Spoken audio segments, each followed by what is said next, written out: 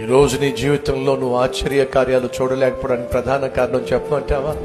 నీకు విశ్వాసం లేదు కాబట్టి, నువ్వు దేవుణ్ణి విశ్వసించటం లేదు కాబట్టి, నువ్వు ఆశ కలిగి దేవుణ్ణి అడగడం లేదు కాబట్టి. మరలా జ్ఞాపకం చేస్తున్నా, కపెర్నహూములో యేసు ఎన్ని అద్భుతాలు చేశాడో, కానీ విశ్వసించరే, నమ్మరే, దేవుణ్ణి నమ్మరే. ఫలితంగా అంటున్నాడు, కపెర్నహూమా, నీలో నేను చేసిన ఆశ్చర్య కార్యాలు సొదొమలో చేసినా కూడా ఈ పాటికి వారు నన్ను నమ్మేసేవాడు. సహోదరుడా, సహోదరి, నీ చుట్టూ దేవుడు చేస్తున్న ఆశ్చర్య కార్యాలు దేని కొరకు తెలుసా? నీ విశ్వాసాన్ని బలపరచడానికి. ఈ జీవము కలిగిన వాక్యాన్ని దిన సేవకుడు వాక్యాన్ని అందించడానికి కారణం తెలుసా? నీ విశ్వాసాన్ని బలపరచడానికి. నీ విశ్వాసము బలపరచబడినట్లయితే ఏం జరుగుతుందో తెలుసా? నీ జీవితంలో నువ్వు ఆశించిన దానికంటే, ఊహించిన దానికంటే అత్యద్భుతము కళ్ళారా చూస్తావు.